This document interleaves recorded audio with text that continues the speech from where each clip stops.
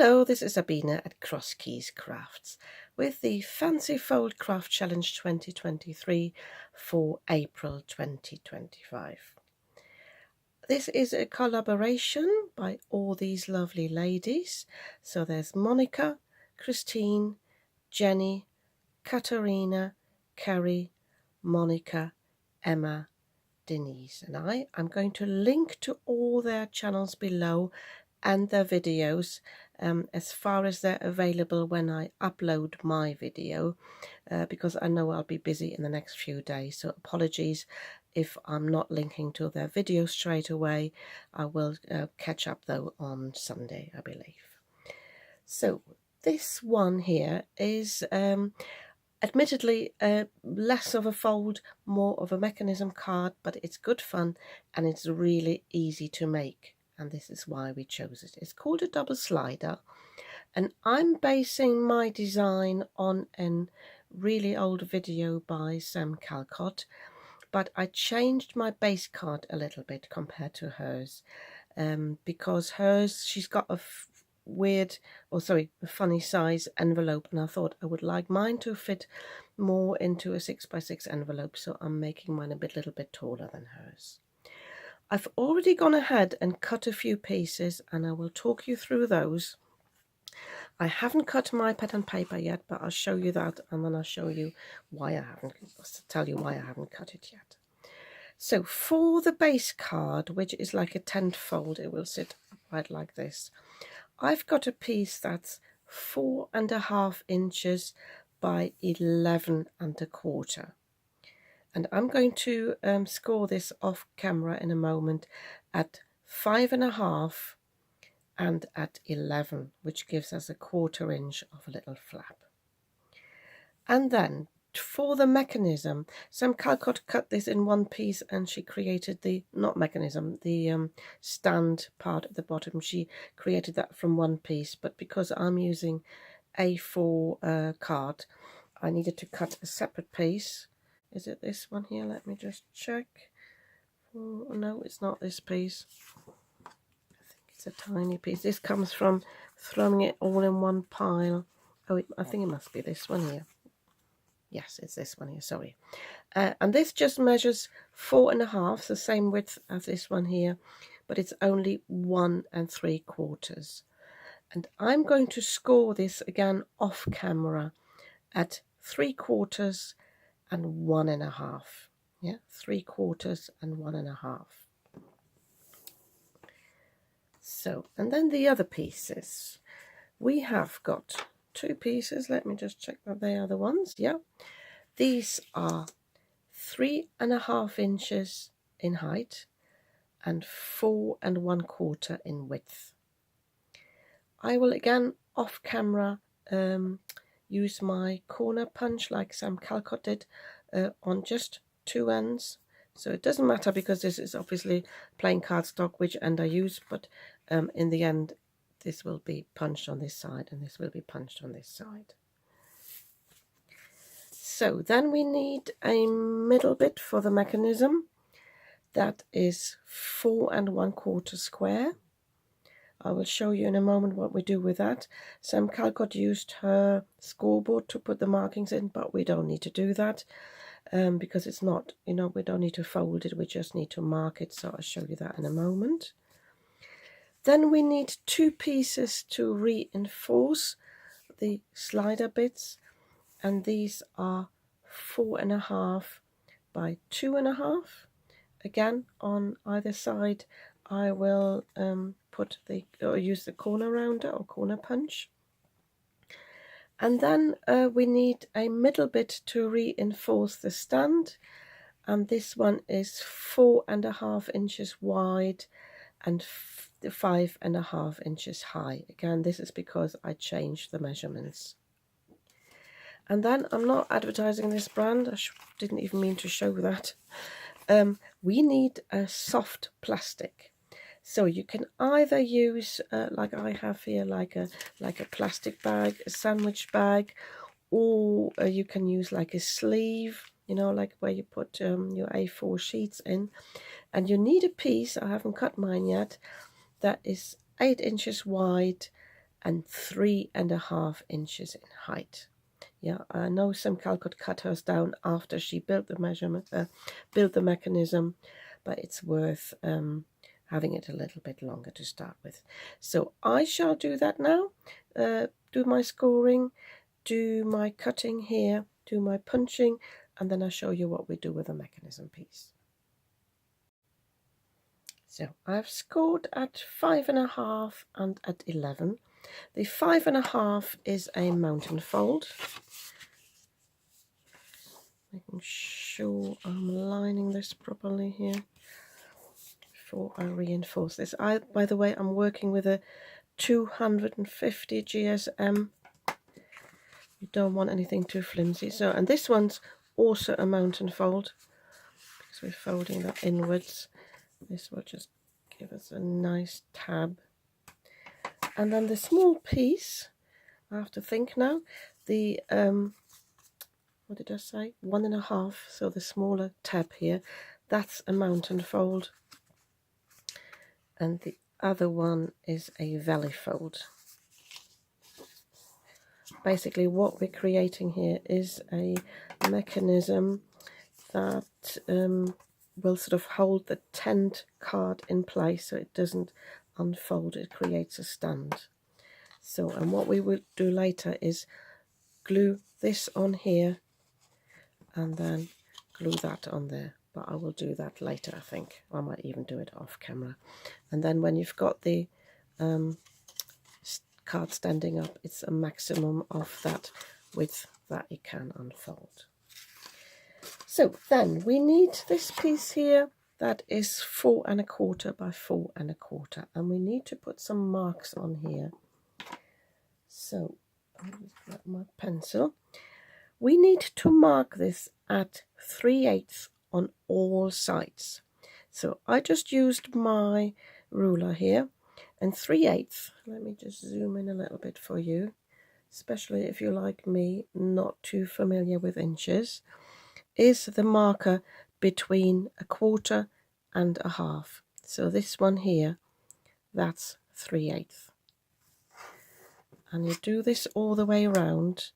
I have not done it from the other side because my brain messes with it, but I assume if you go in from this side and you put this like on 1/2 here and on the 0 inch, or you can even choose 1.5 inches, then you need to put the marker here because you're going 3/8 in that direction. So you would put it between 1/2 and 1/4. But I didn't bother too much about putting that there because I think I'm quite good at eyeballing it. Because what we need to do is we need to put a line now on all 4 sides on that 3/8 marker. You don't have to do it with a pencil.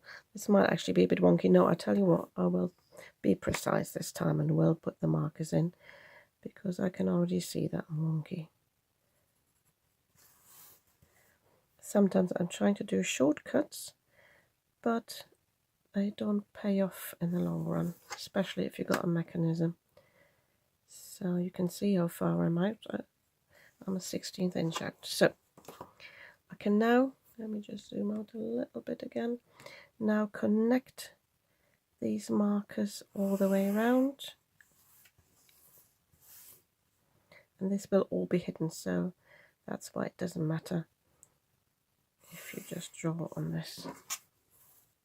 And this is what Sam Calcott did on her scoreboard.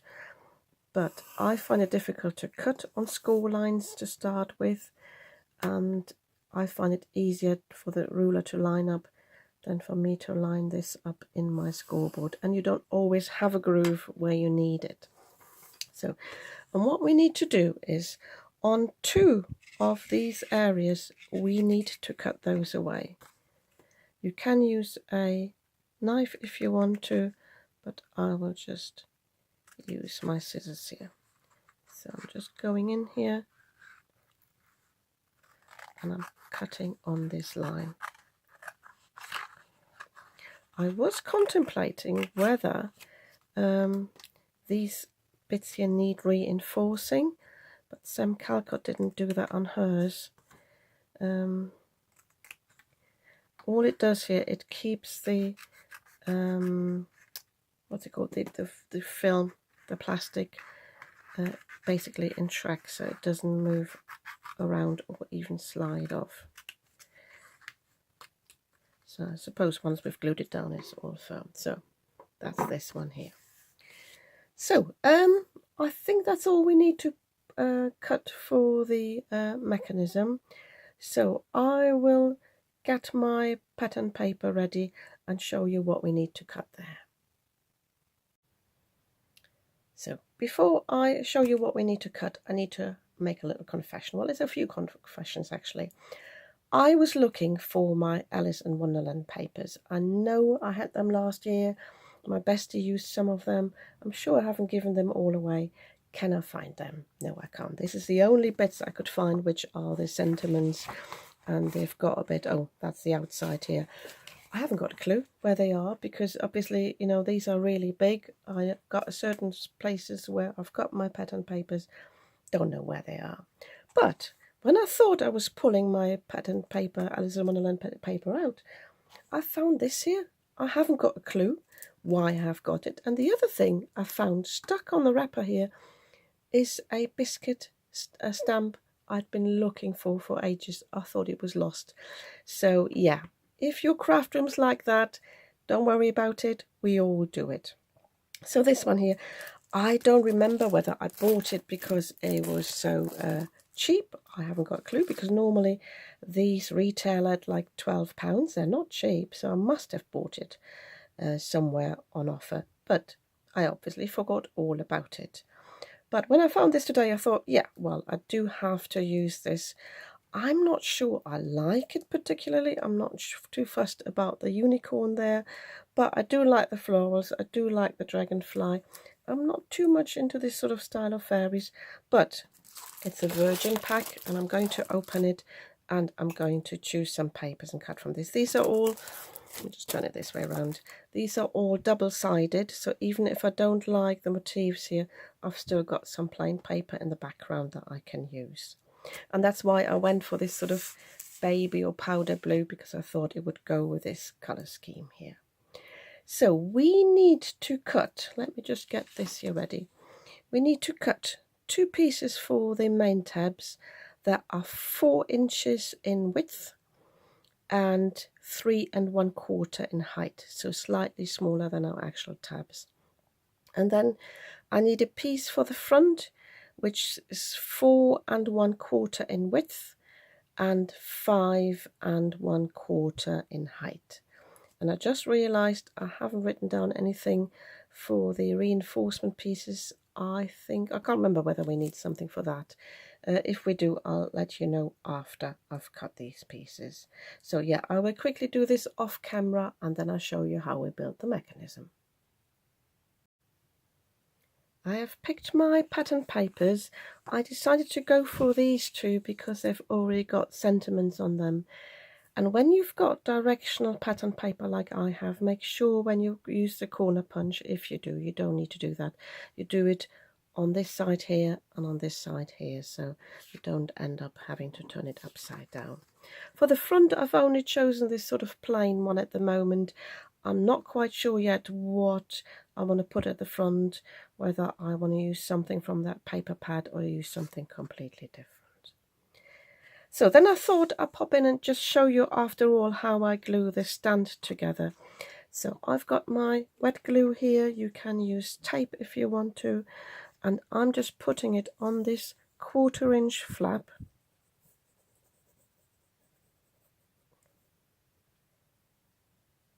So not too much, but not too little either.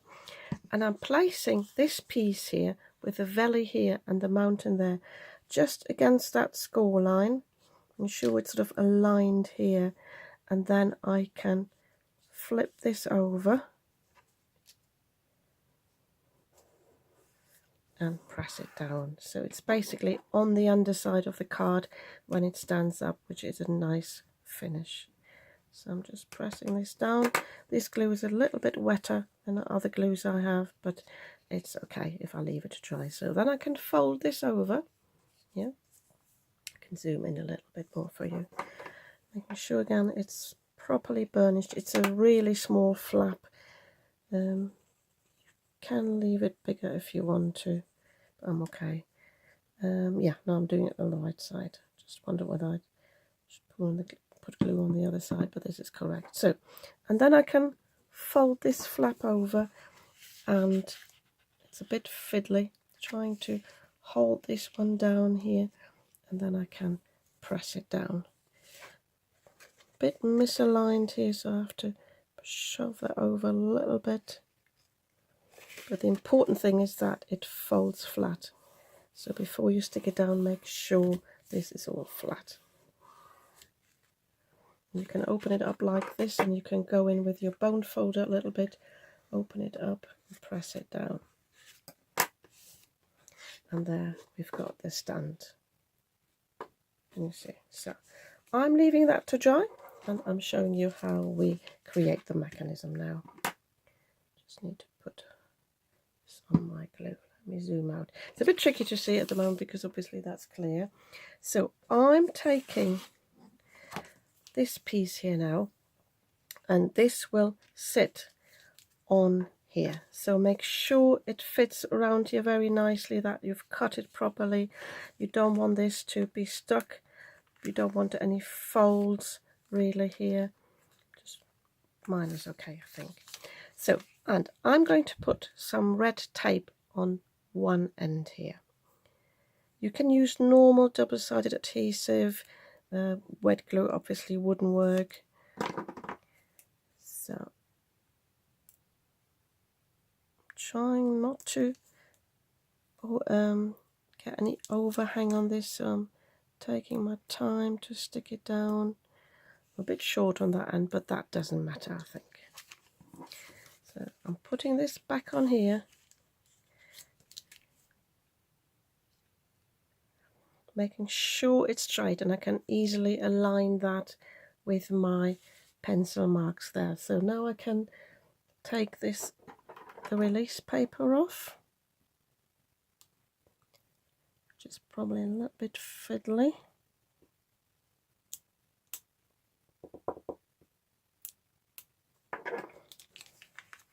Try if I can grab it like that.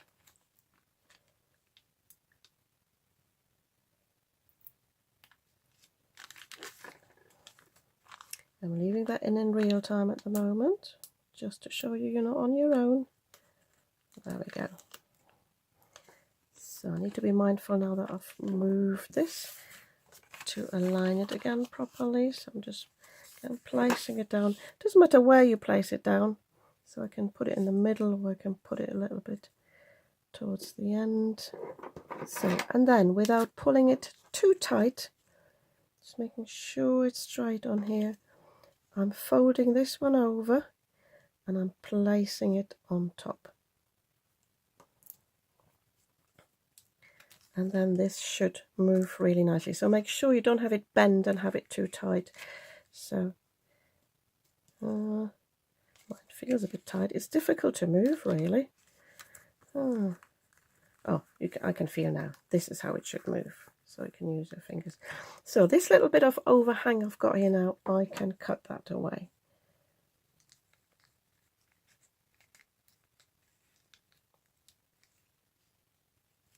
So there we go. So I'm getting my other bits ready, and then I'll show you how we create the mechanism. So I need to assemble my pull mechanisms here. So I'm taking this piece here, and this will be stuck right on the back. But you can see it overhangs by 1/4 of an inch. So I need to be mindful not to put any glue on there. So I'm just going down as far as that. I was contemplating whether I want another layer on that, whether my 250 GSM is strong enough here for me. But I was even thinking whether I should stamp on there. I've got a little pull stamp, a stamp that says pull. So what you need to do is just line this up and make sure you line it up on this edge here and you make sure you've got an even space on either of this, on the top and the bottom here, sorry. And then when you've got that, you can press it down, making sure I don't have any glue oozing out, but that's all fine. And then, because this is my left hand side, yeah, this was my right hand side, I now need to glue this on this side here, but I've already corner punched it, so I can't really get confused.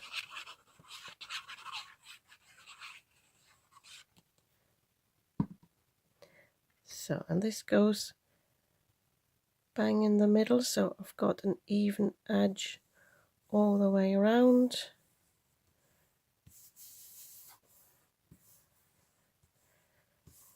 So I'm setting this aside just for a moment to dry. This one is already dry, so I can start gluing this onto my mechanism here.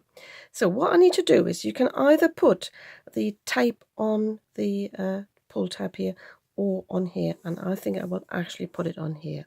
So I'm putting it on the edge.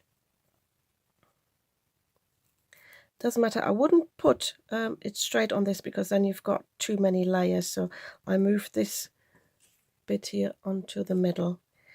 So, and again I'm using my red tape, making sure I don't have any overhang on either side, so I'd rather cut it a little bit shorter because it doesn't really matter, it doesn't have to go to the edge. So, but once I've taken the release paper off, I will make sure it sits right on the edge there, but again not going over, because I don't want this to catch on the other side.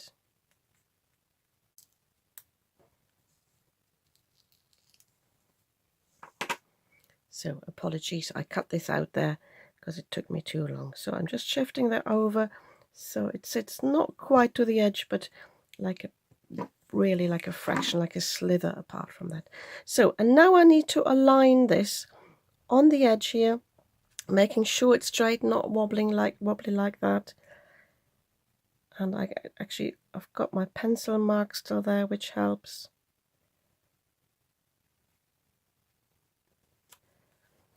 And I'm putting this down. So I'm not moving the mechanism because I don't want this to pull away. I'm just turning this over now, this way. And now this here needs to sit against this edge. So I'm putting my other tape along here, same as before. And I will do this off camera again because it will take me ages again to take the seal off. So I'm still making sure it's the right way around, and this one will sit against this edge, and again I need to make sure it sits straight, taking my time here, and I'm sticking this down. So, and now we can test the mechanism. Obviously it will move a little bit, but this goes really nicely. So, and now all I need to do is put some foam strips on the top. Do I start with the top? Yeah, it doesn't really matter whether you put it on this first or on the back. I just get my foam strips out. I have got these fine foam strips. If you don't have any like this, you can obviously use foam pads. You could even use some Kids craft foam and put some adhesive tape on that, or even some wet glue. So I will use 2 of these for the top and the bottom. And then I think I need to put a little bit at the end as well. So I don't want to get too close to the mechanism. So I will just put these bang in the middle, because sometimes these pads or strips are sticky on the side, and that might interfere with the mechanism. So I'm doing the same at the bottom, and then I'm just filling in these 2 squares that are left there. If I remember, I will link to these below. I find them really handy. They're very good for going around curves as well. So I think I quickly do this off camera, take the release paper off, and then I'll show you how we stick it down. So I've taken the release paper off. I've got this single sheet here that is 4.5 by 5.5. Just placing this, just turning it upside down because I think it's got a front and the back, but it doesn't really matter because we'll stick the pattern paper on that in a moment. So I'm placing that down on my grid mat, and then I'm placing this piece here. Oops, already need to hold this firmly. I will put this here bang in the middle. You can move it a little bit to the bottom if you wanted to, but I want this here. So I'm making sure I've got even space on either side and also at the top and the bottom. I'm taking my time here to move it over a little bit. So, but I don't want it wonky. So yeah, I'm happy with that. So I'm contemplating, I probably should have put that on before, but it doesn't matter. So I'm doing the same now here with the foam strips. They go at the top and the bottom, and then I will place this bit here on the back, lining it up on this piece here because this is the same size. And I will do this off camera. I'm just contemplating whether I want to make sure, yes, where I've got the flap here on the inside, I will place that onto the card so that when it stands open the recipient can't sort of see it there, but that's just a minor thing. And I think also off camera I will place this then on the front, and probably will also off camera choose a decoration for the front. One thing I forgot is, because my card base is higher now and I'm working on quite a level, I need to put some foam strips on the top and the bottom as well. But because I've got quite a bit of thickness now, I will use a thicker foam strip, a wider and thicker one that sort of makes up almost for this thickness. These are fairly thin, these foam strips. Let me just show you them. Yeah, so this one is a little bit thicker, not much. You could double this up, but I don't think I need the full dimension. I think I'll decide that in a moment. But because this is cheap foam tape, I think I might even use some extra wet glue on that. And then also, it was to remind myself as well, make sure when you stick it onto the card base that you've got it the right way around. So I need to be mindful that I'm sticking it down this way. So, 2 moments of instant regret. Well, one was not that instant. First one is I decided to double up the foam tape on the top and the bottom, but it's too thick. It does go a little bit in. So make sure your foam tape matches what you used on the inside. I've also got it a little bit sticking out, but I'm not too bothered about that. The second thing is I did not consider that when I pull these out, you can't read the sentiments. They're slightly hidden. So although I love these papers, but hey ho, I will put another panel on these areas here, slightly going under so that they won't catch when you put them back, or when I put them back. But yeah, I will just have to redecorate those. So just cut a piece that's a little bit wider than this one. So keep in mind that the area that is exposed is only 1 3/4, so the rest of the paper you can't actually see. But hey ho, we learn these things. It's the first time I've made this mechanism, and I'm putting it in this video so you don't have to make the same mistakes. So for the stickiness at the bottom that I've got a little bit here, I will just use some anti-static powder to get rid of that. But yeah, and I'm still looking for a decoration for the front. So my card is almost finished. I will at a later stage embellish this a little bit more, but I want to finish the video here. And yeah, as you can see, I have used my Alice in Wonderland bits after all. So this is just from the cover of the pad. I cut out the rabbit because my initial thought was to make this an Easter card for a dear friend. And I've also found 2 sentiments that fit on here almost perfectly. This one's just slightly hidden, but I think this is lovely now. Would you like an adventure now, or shall we have our tea first? And sometimes I've believed as many as 6 impossible things before breakfast. I think this is great now, and it works because, as I said, it's slightly hidden underneath. It was easy to stick it on there, and it also reinforces these tabs. I'm not so sure we actually need these tabs here, you know, the extra ones. You could just have a double layer of this cardstock if you wanted it sturdy. But as I said, this is an idea by Sam Calcott. Yeah, this works great. I think this is a great card design. And as I said, I wanted mine to be a bit higher so that it would go in a 6x6 envelope. Let me just measure this. So this is 5.5 by, yeah, 5.5. So I think this is really great.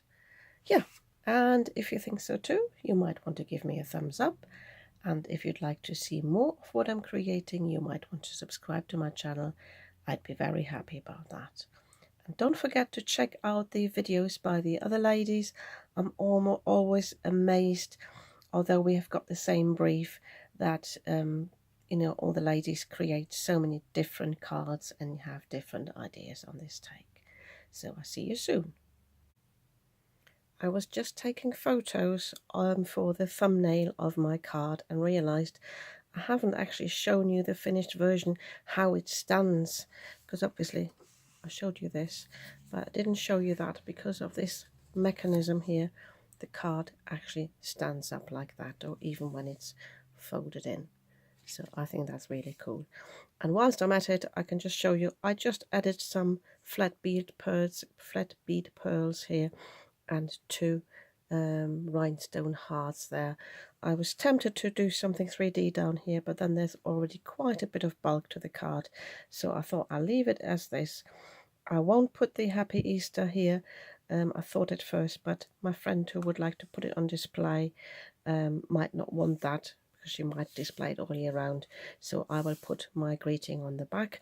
For that, I will cut a panel slightly shorter than this piece here, slightly slimmer and shorter, and then I can write my sentiment on there and stick it on there. So I will definitely write it first and then stick it down, because it will be difficult to write with all the bulk I've got. But yeah, I thought I'd just pop in and show you that.